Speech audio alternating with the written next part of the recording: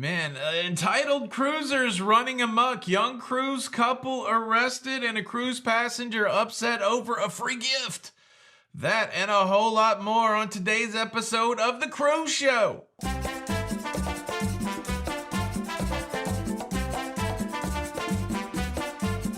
Hey, what's up, everybody? Welcome to La Lido Loca.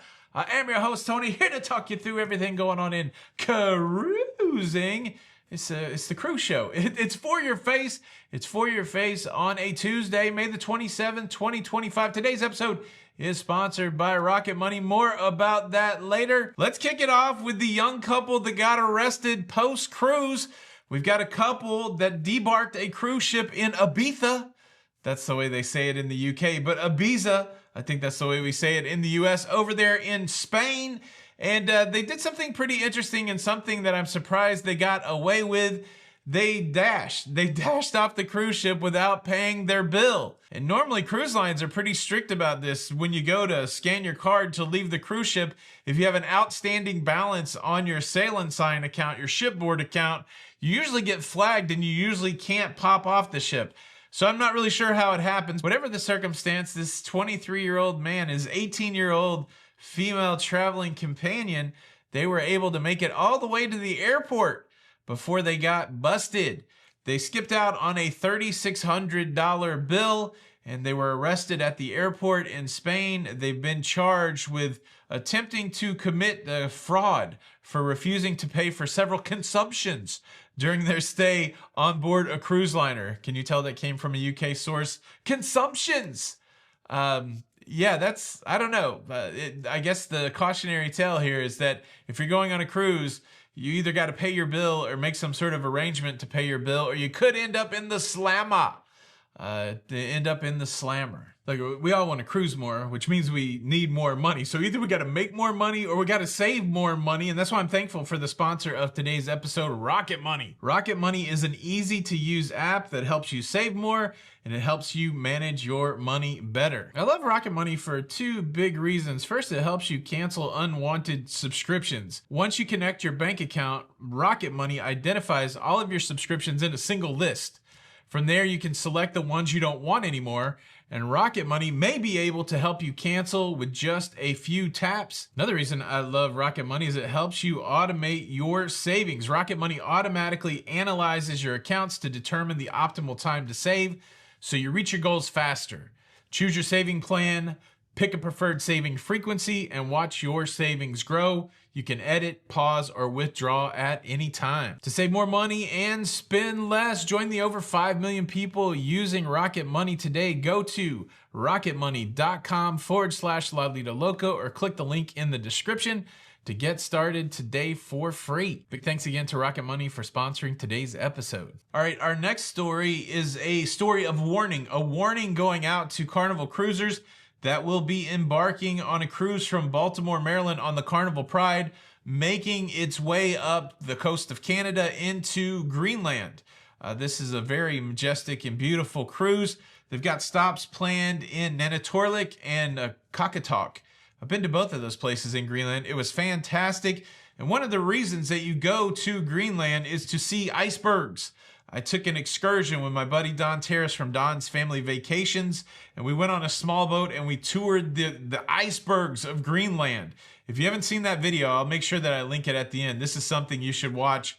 It was amazing. It was amazing. So you definitely want to see ice when you go to Greenland, but unfortunately, there is a different kind of ice that you do not want to deal with, and that's called sea ice. And that's primarily ice that is under the surface of the water, not in a big iceberg, in a somewhat difficult to detect configuration under the water that could be dangerous to marine vessels, dangerous to cruise ships. And so the warning has gone out, just letting passengers know that, hey, yes, we are going to Canada, we're going to Greenland, but because of sea ice, we could have some challenges. Things could be changed up a little bit, and we just want to keep you as safe as possible, but we just want to give you the heads up. I guess it's a nice way to level set expectations. Would sea ice keep you from making a stop at Nanatorlik or Qaqortoq?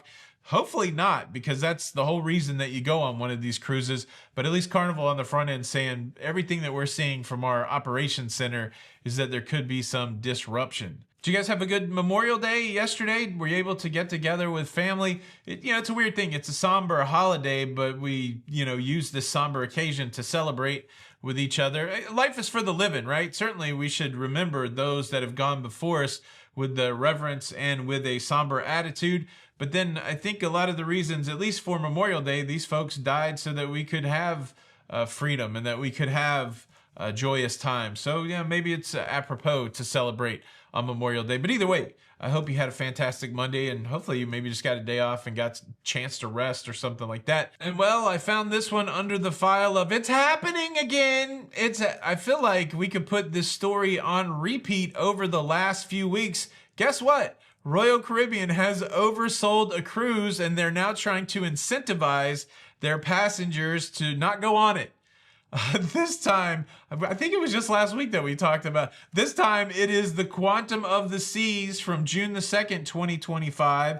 This is an Alaskan cruise from Seattle going to Tracy Arm Fjord, Juneau, Skagway, and Sitka. Guests are being notified with that very familiar language of, hey, if you could change your plans, we might have another cruise for you. But if you can't change your plans, come on to the cruise. They do kind of make it a sweet deal. So if you change your sailing, you get a full refund and then a free other sailing. If you want to cancel your sailing, you get 100% refund and you get a 100% future cruise credit for the amount that you paid for that sailing. So, they're making the best of it as possible. And we talked about it last week. Like, would you cancel just so that you could basically get double the money? Maybe I would. A lot of people are asking when we did the story last week, how do they double book a cruise? On most cruise ships, they have what's called a guarantee. This is my speculation. I don't know 100% for sure. But, I would think the only way that you could overbook the ship is to sell a bunch of guaranteed cabins.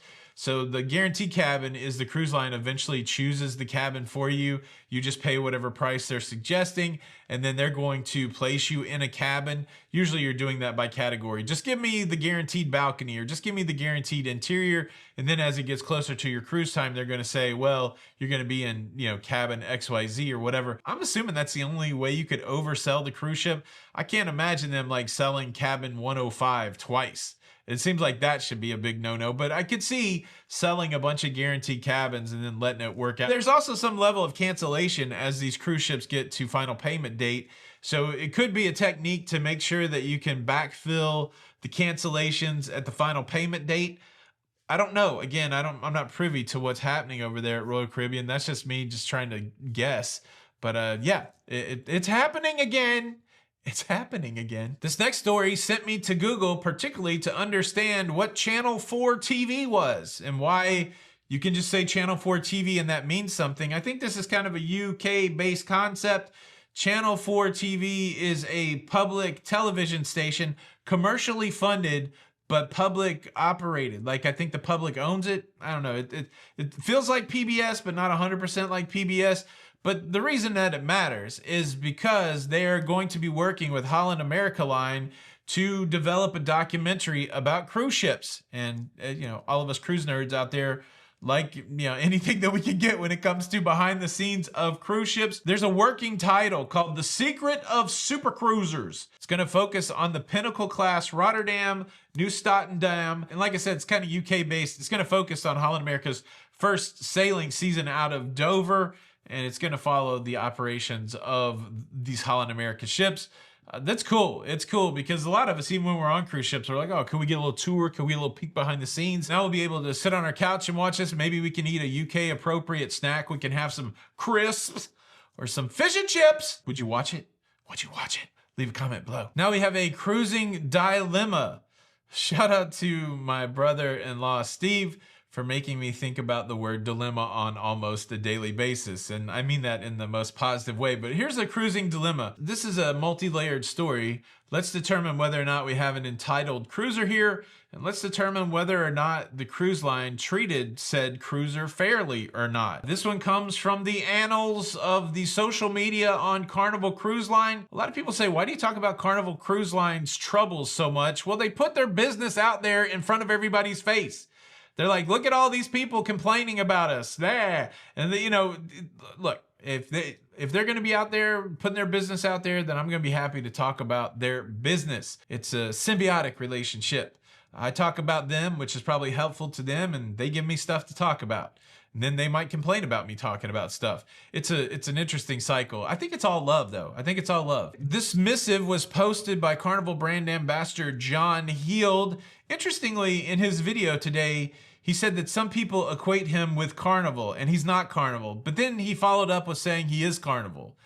Here's the deal, John. Obviously, your job is to speak for Carnival. So, of course, you're Carnival on some level, right? Am I right? I don't know. But John Heald wrote this. So I sent a lady a bottle of wine at dinner on Wednesday night to celebrate her 25th wedding anniversary.